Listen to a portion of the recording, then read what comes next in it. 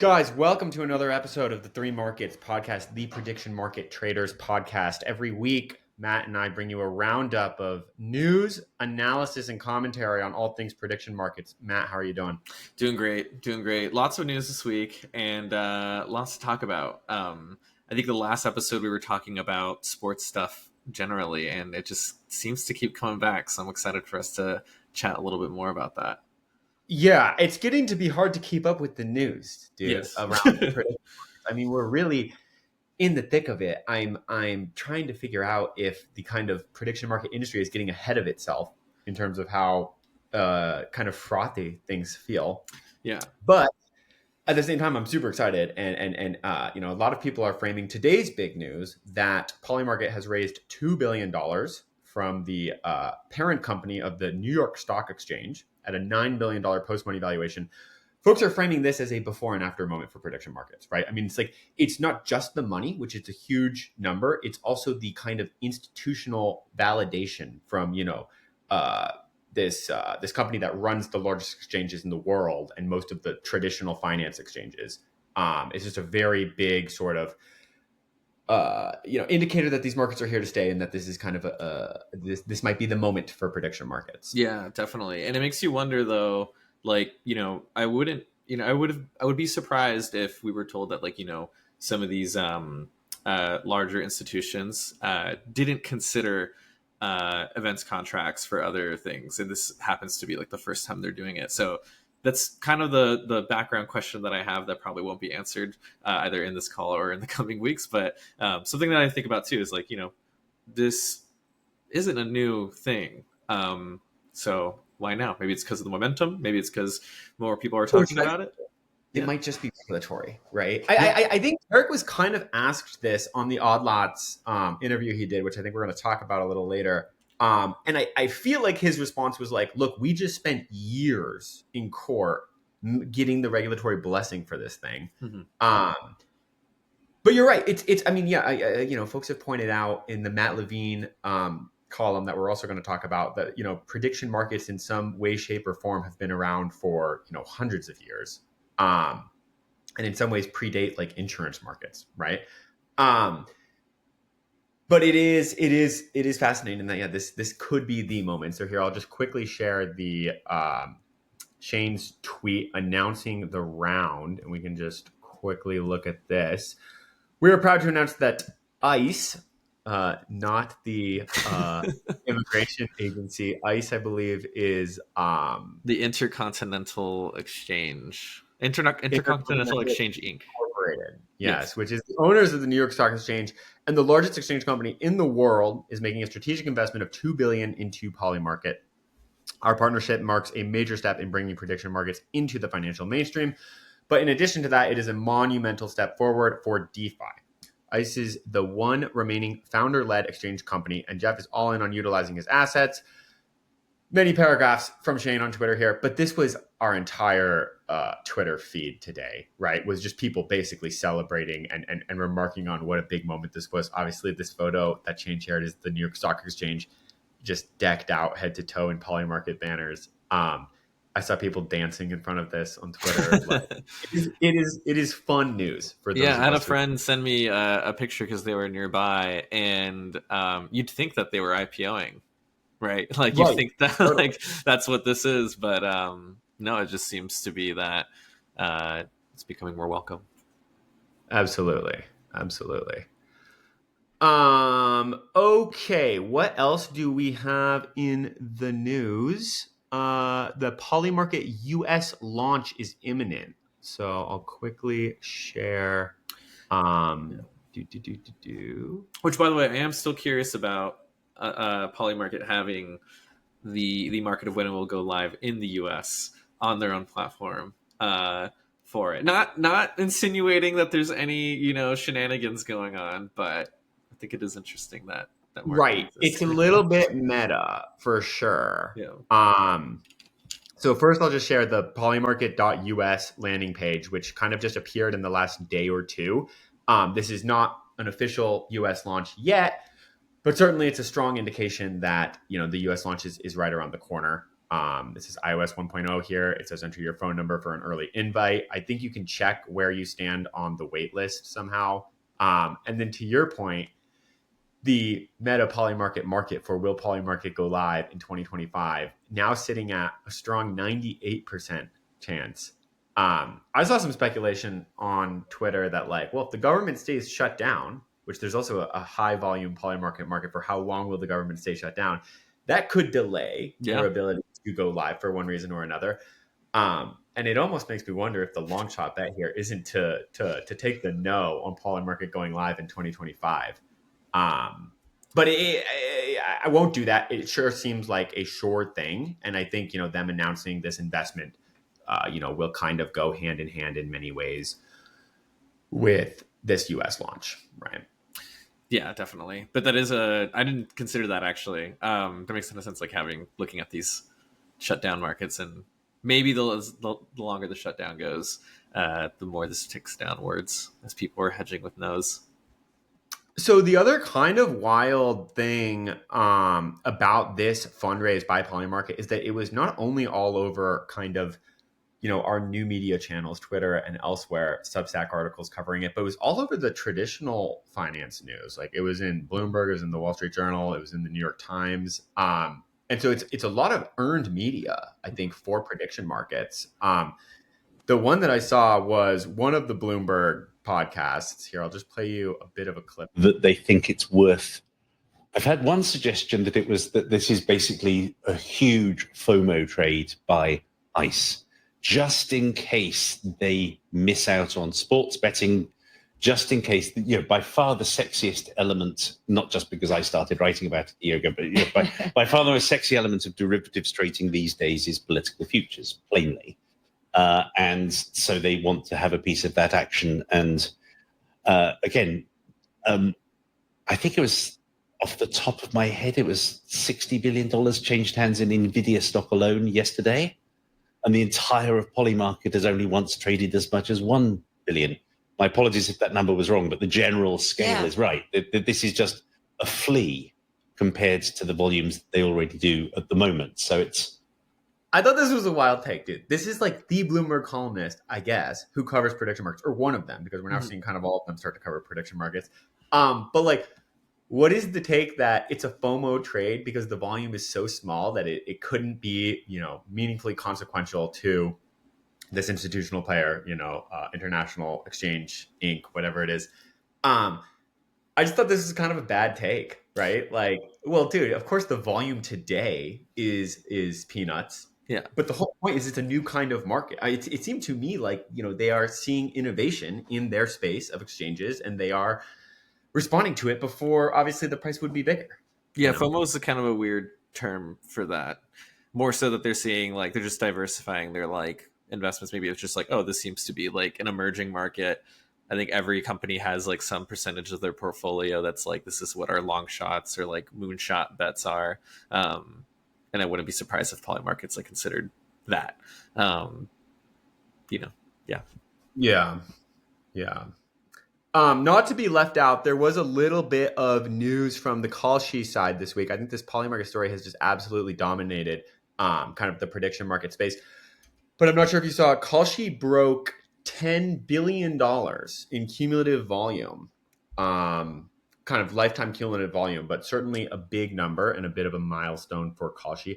The volume data for Kalshi, I think, has to be retrieved from their API. Whereas for Polymarket, you can fetch it on chain. It's a little bit harder to get kind of the raw numbers.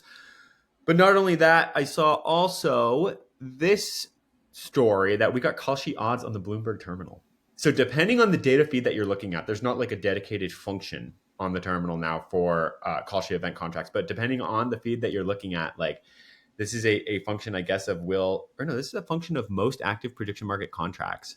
But the screenshot here is the users looking at, how many days the U.S. government will be shut down, which certainly, I think, to see prediction market odds forecasting the length of the government shutdown, which is an extremely active market, is something that would be relevant in a kind of Bloomberg terminal that purports to be, the main line to information about kind of all breaking events, right? Yeah, for sure. I mean, this is like a very helpful baseline or like starting point for another analyst who might be focusing on a specific, I don't know, security or something, and they need to consider how long the government would shut down. Maybe on their own, they would have like done, started from zero in terms of like doing that analysis and saying, okay, let's do some research, let's pull some things together.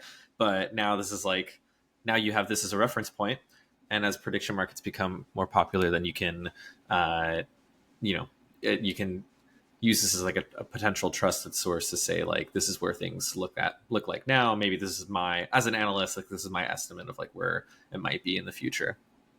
Right. Totally. So certainly a big week, I think, in terms of kind of breaking open the TradFi world, right? And introducing this kind of new financial class, like market class, right? And then getting adoption by these big institutional players. It's an exciting time. I know you wanted to talk about this Matt Levine piece, Matt. Yeah, definitely.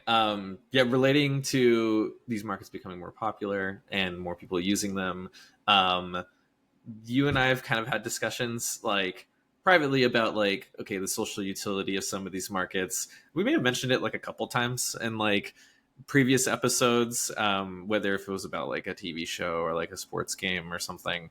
But I think now there seems to be more, or at least we're becoming aware of more discourse that's happening in these public settings, like the Odd Lots podcasts, where they were interviewing Tarek, one of the founders of Kalshi, and this Matt Levine article, Matt Levine being one of the columnists from Bloomberg.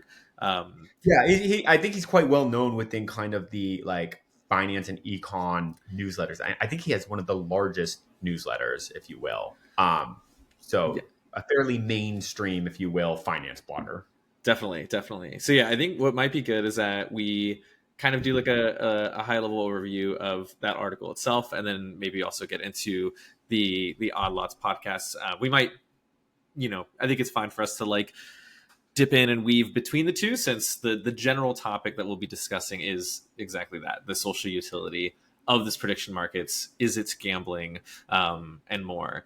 I think from our private conversations, I have a very strong and specific take, but strong opinion that's loosely held, and can change. But I'm curious to hear from your perspective. Just I want first, like reading some of this, like what were some of the highlights for you, and like what were like, from your perspective, like a summary of like what you consumed here.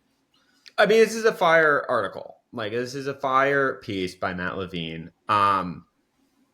I think he sets up the argument really well. I think that markets like writ large are evolving, and that there's a component of that that's maybe missing from this. But like, let's just tee up his general thesis, if you will. Mm-hmm.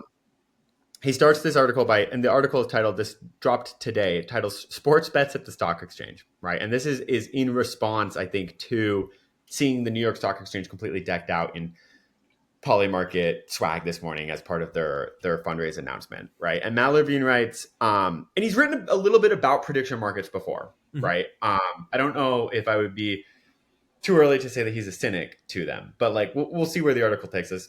He writes, "You can think about financial markets at different levels of abstraction. Most working traders and analysts spend most of their time thinking at the level of making correct predictions. You analyze some data about the world, form a hypothesis about what some asset prices will do, and then test the hypothesis by trading the assets." This is like, what traders effectively do, and they don't have to then think about whether there's a social utility to what they're doing or not. And I think what he kind of points out here is, then there is the level of social purpose. Why is anyone doing any of this? How would you explain what you do to your grandparents? There seem to be two main social purposes to financial markets, or one purpose looked at from two ends. Financial markets, firstly, allow people to save and participate in economic growth to meet their future material needs. Sure, that's kind of a secondary effect, because mm-hmm. I'm adding that bit, of the fact that people are, trying to price these instruments in order to selfishly make a profit in most cases. And then separately, they help allocate resources to their most productive uses. And this is like, I think, the older defense of like, I remember being like 16 years old and thinking, yeah, these hedge fund guys on Wall Street don't do anything of any societal value. The classic response to that, right, is like, they are making the markets efficient, they are finding the prices, and in some sense, they're allocating resources. But then Matt Levine goes on to write, like, I once watched with uncomfortable awe as my boss explained that a derivatives deal we did for a biotech company, he worked at a corporate equity derivatives investment bank, and says, the derivatives deal we did for a biotech company lowered its cost of capital and thus allowed it to develop a promising cancer treatment. So if you really thought about it, we were basically curing cancer. Did I believe that? Did he believe that, meaning his boss? And he says, perhaps his grandparents did. It's like, is this just a story that hedge fund guys and traders are telling themselves? Is that by finding, prices and allocating resources, they have some hand in like having allocated capital toward the firm that finds the cure for cancer? I think this is kind of a tongue-in-cheek observation. Mm-hmm. And he says these things all loosely tie together. If you're a hedge fund analyst, you largely spot patterns that exist because of some structural inefficiency. And then you trade against those patterns to profit from that inefficiency and to make money for yourself. But your trading does push the markets in the direction of efficiency and moves capital a bit closer to its best uses. So that maybe tees us up. Do you want to take us through another chunk of this? Yeah, sure. So I think another section here, I'm trying to find, we could start with this one. Maybe one way to think about crypto is that it created an enormous lucrative playground for traditional finance people or their interns to practice their first and second level skills, spotting patterns and understanding market niches without worrying at all about the third level. That is quite rude and not the only way to think about crypto. There are lots of crypto believers who argue that crypto has created important innovations for the world. So allocating capital to crypto projects is a social good, even if many individuals projects are pretty bubbly. And I think this one kind of like hit home for me and personally in that like I don't know if without crypto I would be in, prediction market stuff, but it's true. There's like a lot of speculation that's like, okay, there's kind of the first order of like trading, but then there's all these others like secondary effects that could be very positive. And that's what we're like building for or working for. But it's tough to know when you're kind of breaching that. And I think in the last episode, you and I had talked about, I had mentioned, and I'm going to probably continue mentioning it in future episodes, that like sports for prediction markets is the equivalent for meme coins in crypto, where it's like you get people in the door and the idea is that you want them to, that they might speculate on like other markets that might maybe, debatably have more social good. And that's like the goal at the end of it. But I don't know. There's some, interesting data out there that just shows that sports markets are just absolutely eclipsing like everything else. But yeah, that crypto kind of call out, I think really stood out to me because of that, where it's like, okay, will things transfer? And maybe I could be wrong. And you mentioned that Matt Levine being a cynic within here. I might lean a little bit closer to his side as well, but I can go into that a little bit later too. Yeah. I guess let's get to his conclusion. So he then writes, quantitative trading firms are dipping their toes into sports betting. Mm-hmm. If you're good at finding patterns in data that predict future outcomes, modern sports have tons of data and tons of outcomes. I don't think anyone on Wall Street really truly kids themselves that they're here for the social mission of allocating resources as efficiently as possible. I think these are people who really like a good puzzle and are really good at solving a good puzzle and really good at, kind of creatively using data to find these inefficiencies. And so to Matt Levine's point, quant firms should love sports betting. It's like this is a absolute playground for them. But it's a playground that has way less social utility than pricing, say, commodity futures, where there's actually use. Airlines, I think, rely on like oil futures to price their tickets in a way that doesn't, that they can actually offer a consumer price and still have some predictability around their own income, et cetera, et cetera. So Levine writes, there are structural inefficiencies in how people bet. This is about sports betting. There are structural inefficiencies in how people bet, inefficiencies that provide steady opportunities for people who are good at the first level skills to exploit. By doing that, you push the point spread of National Football League games. Do you push the point spread of National Football League games towards efficiency? Sure, probably. Is that a social good? I mean, the answer is not so much no as who cares. It might be, you could tell a story like people want to be entertained. A little sports gambling is a more cost-effective form of entertainment. Blah blah blah. It would. This is me speaking now. It is hard, I think, to make the case that accurately predicting the outcome of a sports game adds the kind of social utility that accurately predicting the price of a commodity future adds. What I think he's missing here, though, is the idea that, and he goes on to make a little bit of a convoluted argument for why the sports betting thing could be good. Let's find that. But what I think he's missing is that it's not just sports betting on these prediction markets. Like, you and I have talked about the fact that the sports betting markets on Polymarket and Kalshi are a little bit more entertainment focused, as opposed to pricing the probabilistic reality that there is a ceasefire between Hamas and Israel. This has real, or pricing the likelihood that the U.S. government shutdown goes on for X number of days. There's real value, I think, in being able to create certainty from a scenario that is otherwise uncertain. Mm-hmm. Yeah, no, definitely. I think that, I think two things. Like, one, there's one area I agree with him on, and one that I don't. I think that it seems that there's like a discussion as if social utility and entertainment are kind of like mutually exclusive. Like, I do think entertainment is social utility. There's so many things that we consume that is strictly entertaining, but that does like, that is something that is helpful for other people to kind of like enjoy in their downtime as like a hobby and stuff. And, sports prediction markets can be that. And I don't think that it doesn't have to be like that deep, for having a market be entertainment. And I do think entertainment is social utility. At the same time, though, I think we might be getting into this later within this article, but there's kind of this question around like, is this gambling or not? And I have a very like strong opinion on like what is or isn't gambling, but maybe we can look at some of these other points in the article. No, let's get into that. Let's get into that. Like, I think so. A previous Matt Levine column that he quotes himself from. In this piece, he says, "I wrote the other day, one way to think about the Grossman-Stiglitz paradox. To get an efficient market," I'll pause there. I had to ask myself immediately, what is the Grossman-Stiglitz paradox? So the Grossman-Stiglitz paradox, is a paradox introduced by these people in a joint publication that argues that perfectly informationally efficient markets are an impossibility, since if prices perfectly reflected available information, there is no profit to gathering information, in which case there would be little reason to trade and markets would eventually collapse. I've actually seen this point made about prediction markets before. It's a little bit of like the counterpoint to the efficient market hypothesis. Like, well, you could never beat the market because everything is perfectly priced in. Don't even try. Just, chill out in index funds and don't ever attempt to think that you would have any kind of informational edge. That's probably more true in traditional finance markets than it is in prediction markets, especially because they're so low volume today.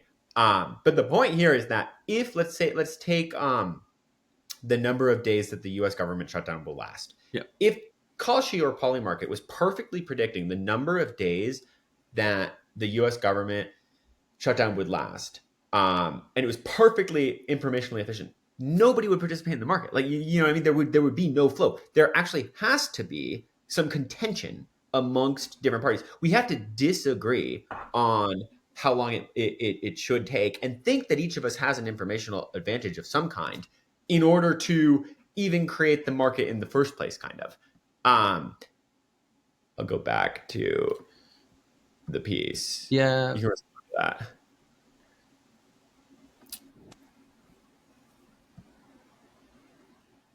So what Levine wrote was, one way to think about this paradox, the Grossman-Stiglitz paradox, is to get an efficient market, you need to create conditions where informed traders can make a lot of money making prices correct, which means that you need some noise traders willing to trade at incorrect prices to entice the informed traders.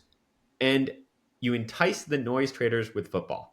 I'll try to state like what I think he's saying, which is actually an argument kind of, it winds up, at least at this point, being a pro prediction market argument, which is you have these, shall we just call them normies? You have these normies who are coming into the market just to trade the football market, right? There's no social utility. will say, or Matt Levine is arguing, there's no social utility to pricing the probabilistic reality that one team wins a football game. There is some social utility to pricing some political or macroeconomic or geopolitical markets, right? In order to kind of create signal from those things.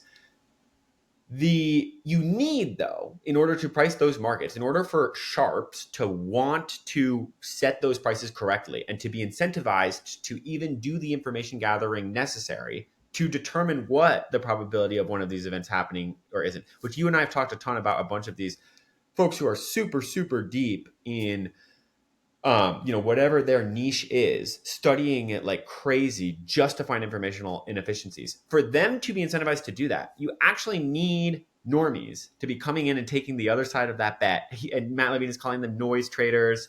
I think in traditional finance markets, this is like even like pension funds and funds that are just automatically buying, as opposed to people who are trying to be a sharp and to have, market makers don't like traders. Mm-hmm. They don't like trading against traders who might have an informational advantage. They like trading against your 401k that's auto buying the S&P. They can make that market much more efficiently. But this is like a creative argument, I think, for why sports betting could be a good thing, which is to say, well, you get the sports bettor into the sports betting casino, and now they're much closer to the desk where they actually become the profit incentive for someone who will correctly set the price of a more important market. I don't know. Is that your read on this as well? Yeah, it's my read that's what he's saying. Is it like essentially retail or like fish or like there's so many different words that you can use for that of like people who may have less information than those who are like sharps. That's going to be the incentive. That's like the money that like sharps might get after. And I do think that with that paradox, the one thing that came to mind for me is like, okay, that's the hypothetical scenario of, right? Like if we do get markets to be perfectly efficient and then no one would want to participate in them. The good news is like, yeah, like I don't think that would happen because like you said with this quote said with football or with like other forms of like entertainment, there's always going to be people who want to like participate, even if they have no information at all, because there's like all these other reasons why someone might want to participate within that. I think where that paradox kind of gets a little wonky is I think in the instance of something that's very real, like insider trading, and that can happen, like that kind of throws the whole efficient market hypothesis like out the window, given that people who have like asymmetric information or more information about like a particular market, they are not incentivized to make the market as efficient as possible. Meaning if they knew exactly what was going to happen, they're not going to buy everything up and set it to $1. They're profit maximizers. And they're going to make sure that they like participate in the market in such a way that they continue to maximize profit. That was a little bit of a tangent, but like, I think what I'm trying to get at is that like, I think the paradox makes sense if markets are efficient. I don't think we'll ever get there, but I think that there are weird quirks within that, where you get people who have like too much information. They actually know exactly what's going to happen. And now the market's completely ruined. So like that survivor market we were talking about, like someone out there knows the exact scenario. If they were forecast motivated and being like, let's clear the epistemic uncertainty and say that this is who the winner is, that market would be at 100% at all times. No one would participate. That's an efficient market, right? Like that means that someone has like the information, but like people are profit maximizers in these spaces. Like, okay, but I almost read Matt Levine's argument as being, and again, it's a little bit of a stretch. It's a little bit convoluted. I think you could, I think that sports betting within a prediction market environment is a very different genre of prediction market and could maybe be seen as being in a different category than some of these other markets for which there is more social utility. But if the point of the prediction market is to perfectly price the likelihood that something happens, let's even go to the extreme example, which is that Polymarket markets seemed to show, or there have been multiple instances where they seemed to be an early indicator of Israel bombing various nations in the Middle East, right? It looked like there's different markets for will Israel bomb insert country here. And people on Twitter and elsewhere have observed that those markets started to move up before it was publicly known that was happening. But that could be, that price signal could tell civilians in those countries to seek shelter or something. I'm pushing the narrative slightly a little bit here, right? But like, let's accept that being able to price those things is a societal net good. Like if the market accurately reflects reality, it's a net good. Now let's assume that somebody has inside information about the thing. I actually think the market should incentivize that person to disclose their information to the market. You know what I mean? Like, it's probably a separate question whether or not insider trading regulations should apply to prediction markets or not. Today, I think it is unregulated. I won't take a stance on that issue right now, but let's just assume that theoretically the market's job, the structure of the market, should pull information from everyone who has it, whether you have an informational advantage or not. Yeah. Now, what I think Levine is saying is like, let's say the exact probabilistic reality that insert market here event happens. And I'm just a sports bettor. I'm over here just betting on the outcome of sports games. You need me to have less information than you and to be the retail flow that you eat into in order to divulge to the market what you know to be true. But then journalists and policymakers and others can look at that market and get a better reality for the world, right? I mean, I think that's a pretty good argument in favor of both prediction markets and then by extension a little bit sports betting markets, because you need flow for those other markets to actually find a price. Yes. I think it's a good argument for breaking that like paradox and that like and why that paradox like won't happen. Because like you said, you're going to need that flow that comes in. That noise is not going to make it efficient, like ever.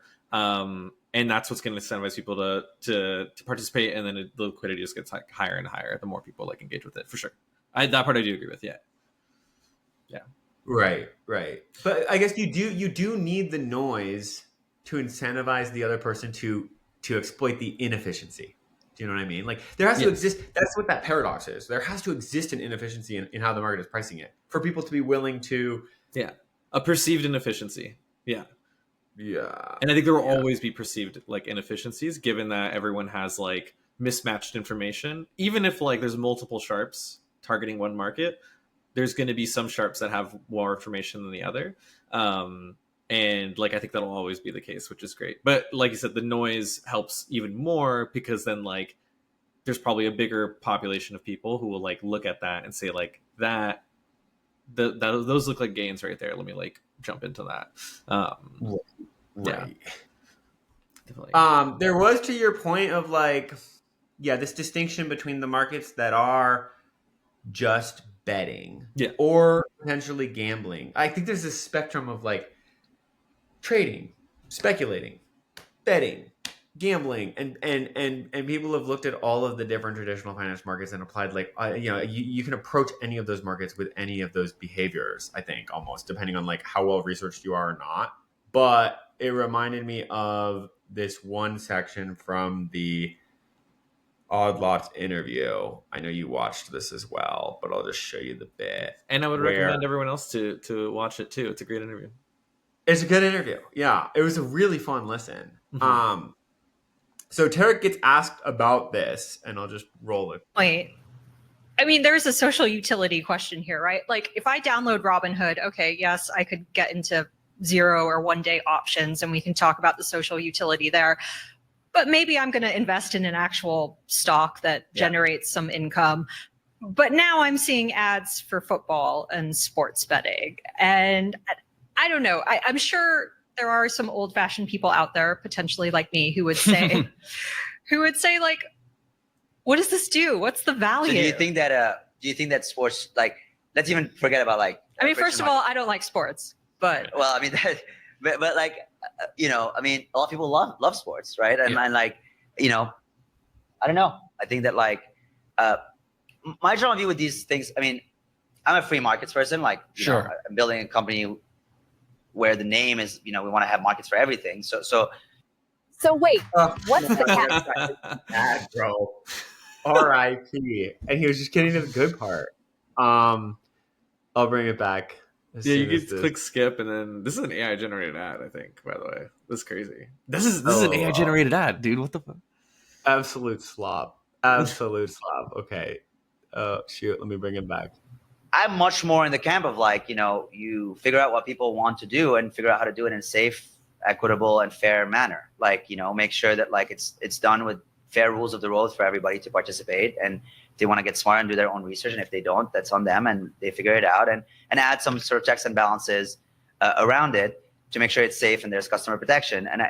But outside of that, like, I'm a strong believer that sort of the job of regulators should not be dictating what people should do with their money or their lives. Like I'm a very, very strong, like staunch sort of opponent of that sort of view of what a regulator should do.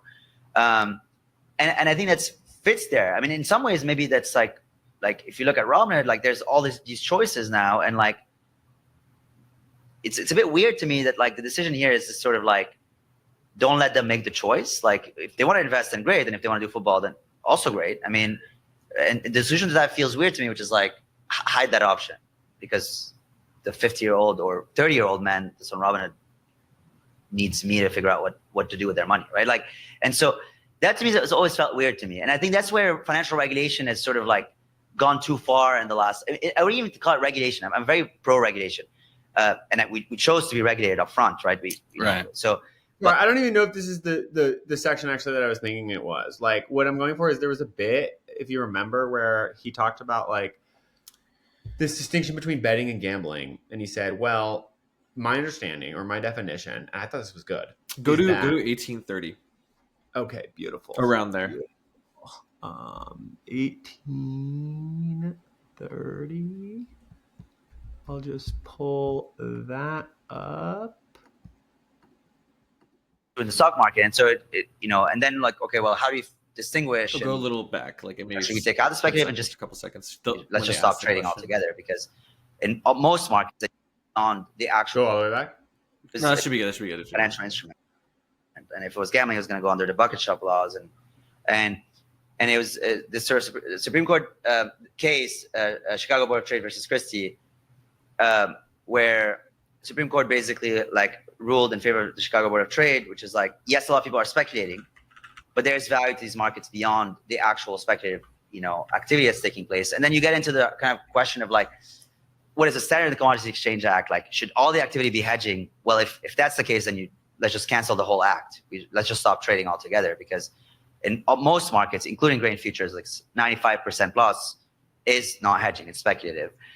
And I think that's true in the stock market. And so and then like, okay, well, how do you distinguish? And should we take out the speculative and just keep the hedging? Well, if you do that, then there's no liquidity, and so it doesn't work. There it is. And then how do you even know who's hedging and speculating? Do you go and check? Sorry. Okay, now I just took it back. That was the Matt Levine argument right there. Was like, okay, if you don't allow the speculators, then there's no liquidity for the sharps who are creating signal to trade against, right?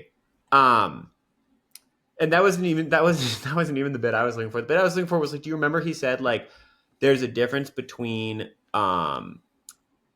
creating an artificial risk surface to bet on? Like, yeah, so we set up, we don't even have to find the clip. We can just recall it. It's okay, like he says, if you set up a dice game, and we're betting on a dice game, we've just invented an artificial risk surface to speculate on. If instead there is an existing risk surface, will Israel and Hamas have a ceasefire by the end of the year? Or how long will the U.S. government closure go on? That is a thing that exists in the world already. And we're now speculating on that. That's, to me, where like the social utility is. There's already a risk surface in the world. We haven't invented one to price. And in terms of the dice game, we wouldn't even have to price the reality unless it's a fixed die. We would just know, right? Yeah. I thought that was I thought that was like his best answer on the whole pod. Interesting. Yeah, because I kind of thought differently. So I actually thought that so when it came to like the speculation aspect of it, there was two components. One where he was asked about like what's the social utility of this. I mentioned it earlier, but like I do think entertainment is social utility. It's kind of like someone could ask the same thing. It's like, oh, what's the social utility of like going to like a movie theater, and like watching a movie? It's like it's entertainment. It's fun. You might argue you're funding the arts or something, but like I guess with betting on sports, it's like you're funding someone else's entertainment, right? Because someone's taking the other side of your prediction. And like I think that's an okay and perfectly fine answer to be like that is a social utility for some of these markets. And like you said, there's a difference between like maybe a sports game or like a dice roll versus like predicting a world event that's going to happen. And one might have more perceived social utility than the other. But I think for me, the part that I kind of disagree with on the gambling front is like I do think when Kalshi or like these institutions like talk about what is or isn't gambling, it is important for them to make the distinction and in a public facing manner of being like, no, casino, that's gambling. What we're running is not gambling. We're actually, you know, there's, you know, different speculative instruments that you could use. There's like ways that this information can be plugged into like other systems in order to get more information. But like, I think that for the consumer, for the every person, when I talk to like my mom or my sister or a person on the street, I think it's important to like actually start from the baseline of like, all of this is gambling. In that the same way that when you go to a casino and you want to play poker or you want to play roulette, the same principles apply of bankroll management, assessing what the risk is, and determining whether or not you're like willing to accept it given those risks. And I think those tools that you use, whether it's for, again, a roulette wheel versus going on Polymarket, are the same. The difference is like maybe one might help like a answer like a bigger question or like help like contribute towards that into the collective knowledge of like, will this event happen? But, and the other one being like, let's spin a ball on a wheel and see where it lands. The tools for the consumer though, it is important to be like, these are one and the same, that you are risking capital for something to take place and you need to treat them the same way in terms of how careful you need to be when participating in them. So like, I think that from like a technical like definition, like I think that like, of course, like Tark's going to say this is not gambling, and they're going to continue to have that posture, right? Because it's like this is totally different than artificial risk that's being created. But I think for the everyday person, folks listening to the Three Markets podcast, and maybe we'll make more videos on like the tools and the ways you could measure risk. Like I think I'm going to go on a limb and say a hot take that this is all gambling, and there's nothing wrong with that. And there's nothing wrong with that. I want to end with that of like, I don't think that's a bad thing. I think gambling is a very negative connotation because of the results that it can lead to. Destroys lives. You know, people go to casinos and like play slot machines and stuff. But honestly, like trading on the stock market can do the same too. It has the same potential to do that. Maybe there's more like limits and regulations, but yeah, I'll stop there because I think the point was made. I think if you are the dumb money in the trade, then this is definitely as dangerous as gambling. But I think we're all the dumb money. I think we're all the dumb money in that we are not hedge funds, market makers that have millions and millions of dollars and access to compute and models that we will never have access to. The same way that someone could work at a hedge fund and, you know, they have like the infrastructure that's built for them. They're very intelligent. They're able to make the hedge fund a lot of money, but they step out of the hedge fund and try to do day trading themselves. Like they don't have the tools. In traditional finance markets, I kind of agree, but don't you think prediction markets that there is edge to be found by the layperson in prediction markets right now? Yeah, right now. Yeah, I think in the future it's going to be like I think this right now. I mostly agree with that. I think we're in this weird golden era where these markets are not that deeply liquid and they don't have that much attention from full-time like hedge funds and prop shops and places that do almost by definition have some sort of informational advantage.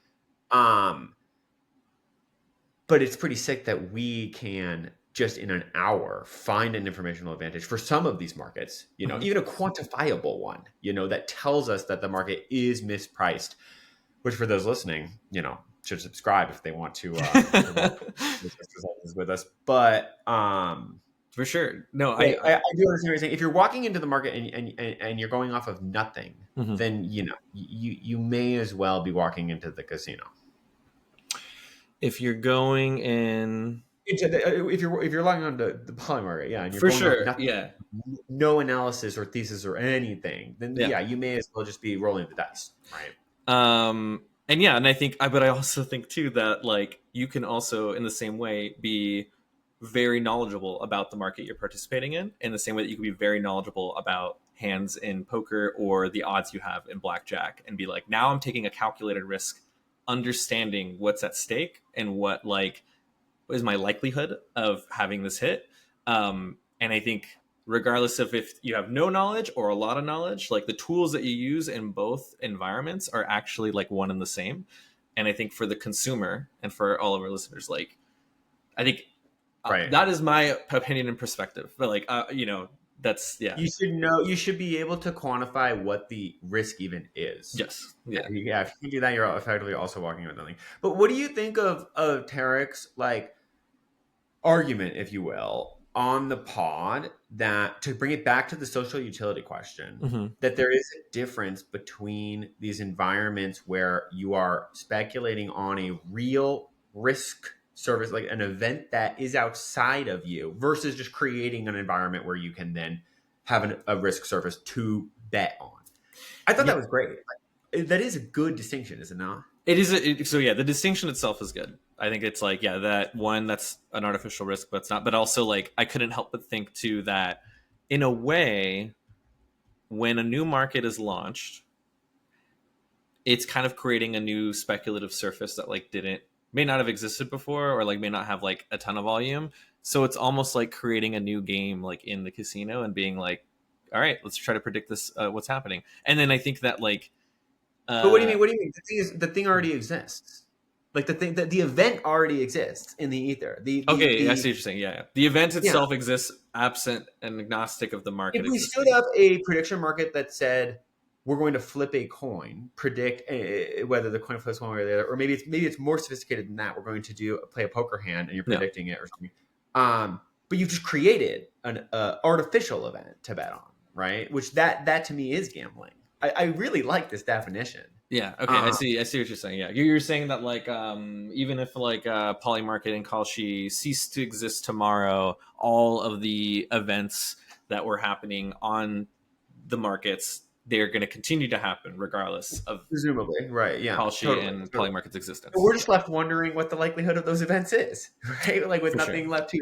And I think what makes sports betting such a hard one for people to grok. Like, again, the title of Matt Levine's piece was like, what was it? It was sports betting on the New York Stock Exchange, right?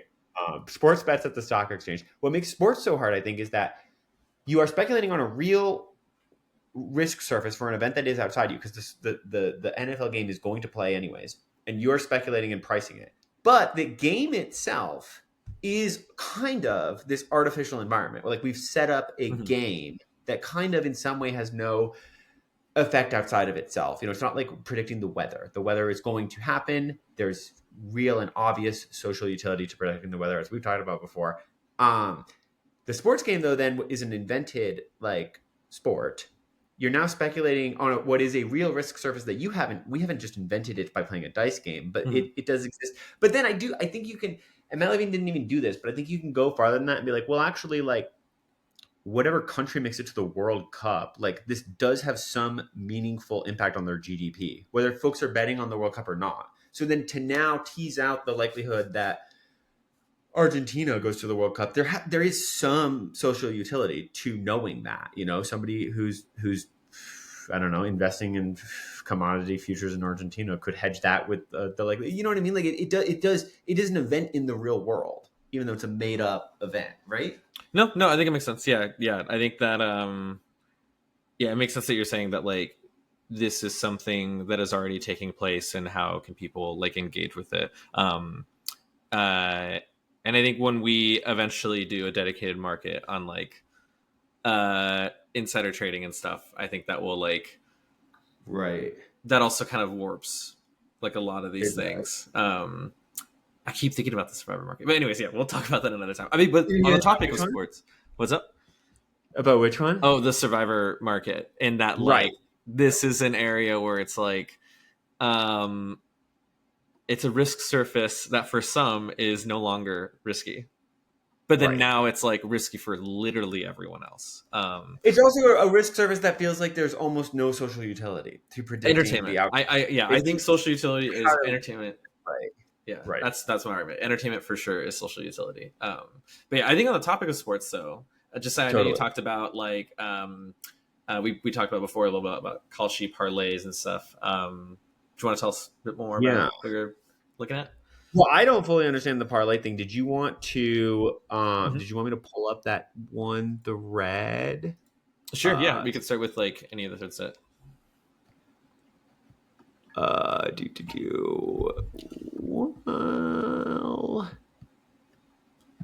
let's see here. Let's see what we got. Yeah. Well, so last week I asked you on the episode, or we looked together at Kalshi's launch of Parlays, right? They now allow users to string together bets into sports bet parlays, leaning even more into the sports betting side of prediction markets. But so we looked at this tweet prior to the episode. So this week, Kalshi caused a stir by quietly launching parlays. Here's how DraftKings and Flutter. Oh no. Oh yeah. No, sorry. This is how DraftKings and Flutter, which is FanDuel's parent company, shareholders responded to said launch. And I don't even think this is just a response to the parlay launch, but yes, DraftKings and Flutter are both down bigly on the week, right? The traditional sports books stocks, which are the largest ones are public companies, are both down pretty tremendously. I think this is really a reaction to prediction markets writ large, not just the launch of parlays. But what was interesting about this was that the author at Set of Sevens, pointed a little more to the mechanics of how Kalshi's parlay system works. Sorry, do you want to explain this bit? Oh, sure, yeah. Yeah, so it looks like they mention Kalshi uses an RFQ system. RFQ stands for request for quote system to quote parlays. So unlike the rest of the platform, there's no resting order book for these. Each one is quoted in real time, and market makers may not want to quote certain bets because of risk management and or capital costs. And Henry attaches two images of two different combo bets that people make, like both of them being sports bets. And if you combine things, then you might get a quote on saying that this is what the parlay is. And I believe we did some research earlier too, around like how this works. Actually, Henry kind of goes into it a little bit. So the following tweet says, the best quote comes in around 5% lower than the combined odds. Presumably, the market maker would have to put up the full $62 or provide in-kind collateral to back up their position. And they're referring to one of the images above, which had a three-way parlay, all of different odds. And if you bet $10, you won 62. But if you actually run the numbers without any fees or anything, your $10 should have yielded you 66. So that's where that percentage, 5% lower, like is coming from. And they also kind of go into breaking down, like in some of their like code, they have examples of multivariate events, which is what they're calling their like parlay system, and then like how some of the quoting works within it, which makes sense. So this is not really a peer-to-peer prediction market, right? The parlays are not. Yeah, it's kind of like, I mean, if I'm reading this correctly, it seems that what's happened, I mean, it might still be peer-to-peer depending on who the market maker is. If it could be like any regular user, then I think there is like some kind of advantage there. So let's say I do a three-way parlay. I say these three different NFL teams are going to win their games on Sunday. And it seems like what's happening here is, I could be mistaken. So if anyone wants to leave comments and call me out, maybe I'm wrong, let me know.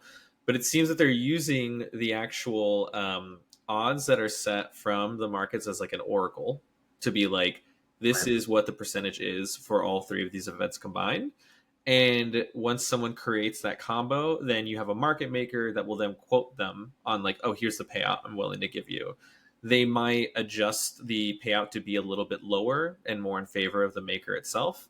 That way, they're incentivized to make that deal. The part that I'm not sure of is like, how, I don't know, when I sports bet and I do like parlays, like I just, open up a sports betting app, fire off a few of them, and I kind of don't really think about the quote that they're giving me. I mean, maybe this is why I'm a Right. fish and I don't make a ton of money off sports betting, but like, Right. I think for the everyday person, I think that's true too. Like, you just kind of look at it and you're just like, all right, boom, boom, done.